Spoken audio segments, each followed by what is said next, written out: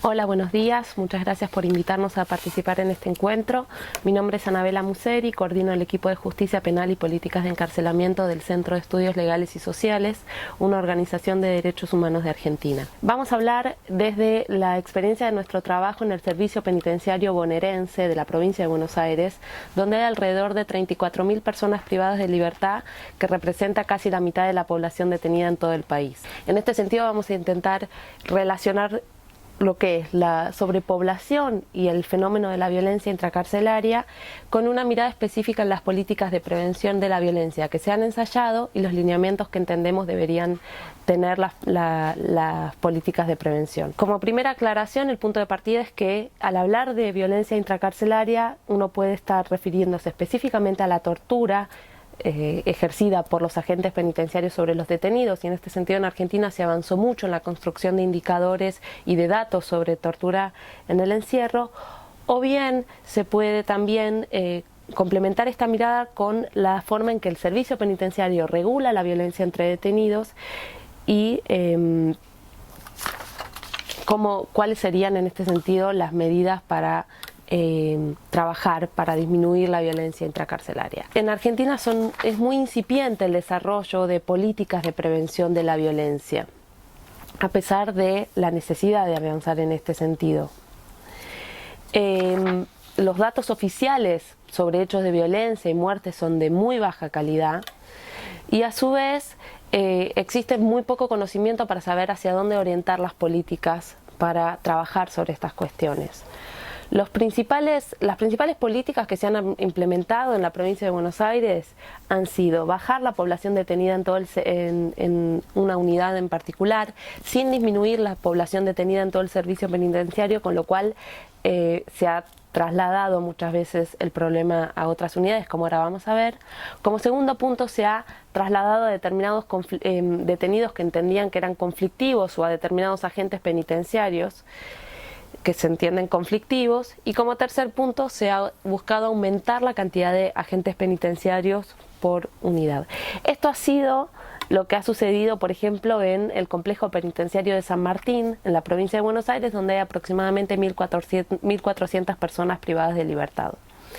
Luego de aplicar estas políticas que mencioné, como resultado lo que hemos visto es que la tasa de hechos de violencia y de muerte se ha sostenido. Esto quiere decir que a nivel total bajaron la cantidad de hechos de violencia y muertes porque bajó la población, pero la tasa, considerando la población total, no había disminuido. Otra cuestión es que el análisis cualitativo sobre las características de los hechos de violencia mostró que se mantenían las dinámicas de violencia y que no se habían erradicado, tampoco habían transformado las prácticas penitenciarias de violencia, y que como resultado de trasladar la población para disminuir la población detenida en San Martín, se sobrecargó otras unidades que aumentaron la tensión y se volvieron focos de especial conflicto. En este sentido, lo que vemos es que bajar la población penitenciaria en determinadas unidades como forma de prevenir la violencia, por supuesto que no resuelve el problema, porque hay una relación compleja en este sentido. Y lo que vemos es que si bien si en una unidad determinada se incrementa la población detenida, por supuesto aumenta la tensión y el conflicto y los hechos de violencia, pero que pueden haber unidades con poca población en los cuales los índices de violencia sean elevados. Esto puede deberse a las características de las condiciones de detención, de la estructura penitenciaria, entre otros aspectos. Entonces, lo que vamos a sostener es que, por supuesto, es una condición básica bajar la población detenida en una unidad como para poder implementar cualquier política, pero de por sí sola no resuelve el problema. Esto nos lleva a pensar entonces respecto de cuáles son las causas de la violencia intracarcelaria. Por un lado, las deficientes condiciones de detención. En un sistema de escasez donde hay poco acceso a bienes básicos como el alimento, la atención médica, los medicamentos e incluso de poco acceso a actividades laborales, educativas y de muy baja calidad, y esto se combina a su vez con la falta de atención a las demandas de los detenidos cuando necesitan acceder a estos bienes, esto genera una situación constante de tensión entre detenidos y a su vez entre los detenidos y los agentes penitenciarios. Esto obviamente se agrava en contextos de mayor hacinamiento y sobrepoblación. Por otro lado, la delegación de estos bienes escasos en algunos detenidos en la provincia de Buenos Aires genera un sistema constante de arbitrariedad, donde también se reproduce la tensión y las peleas por el acceso a este rol por parte de los mismos detenidos, y esto bueno, obviamente aumenta la violencia. Como tercer cuestión, la estructura penitenciaria es un tema central para entender la violencia intracarcelaria. Por un lado, las prácticas de tortura directas; por otro lado, el servicio aparece provocando la violencia entre detenidos, por ejemplo, alojando a dos personas con conflictos previos en un mismo lugar, en una misma celda; por otro lado, dejando zonas liberadas para que la violencia se desarrolle, o bien terciarizando la violencia, mandando a determinados detenidos a herir a otros;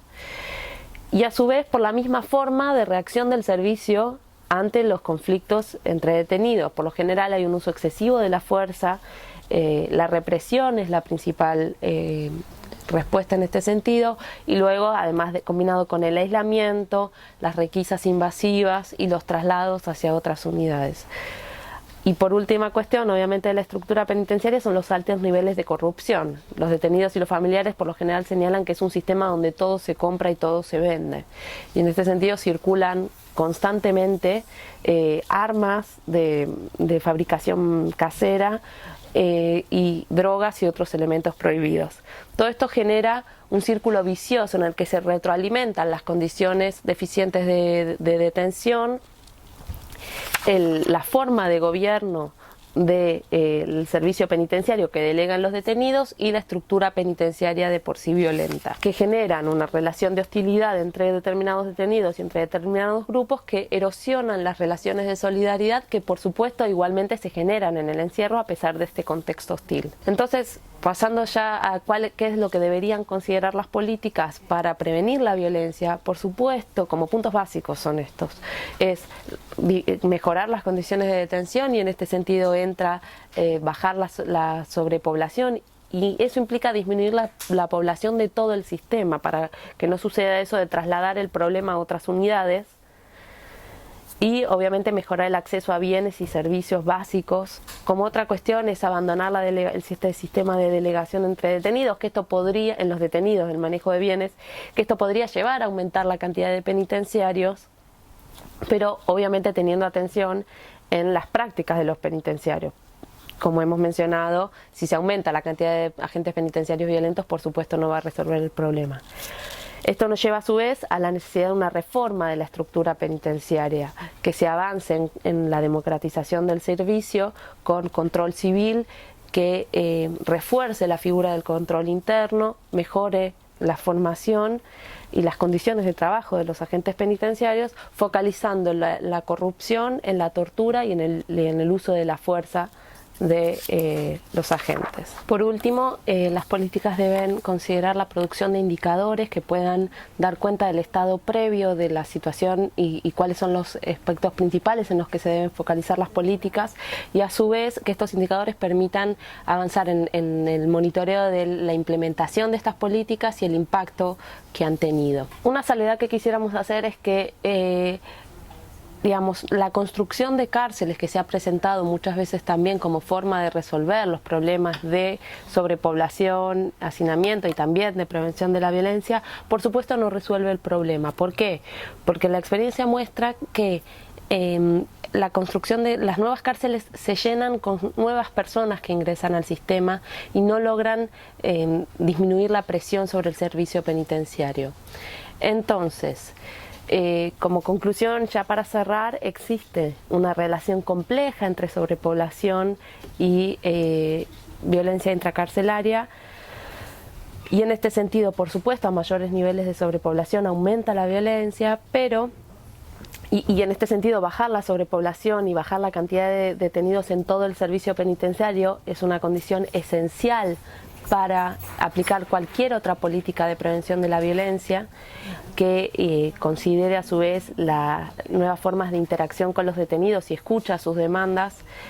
pero por supuesto que por sí solas la disminución de la población detenida no es una solución en sí misma, así que suficiente, digamos. Así que bueno, muchas gracias y estamos a disposición para las consultas.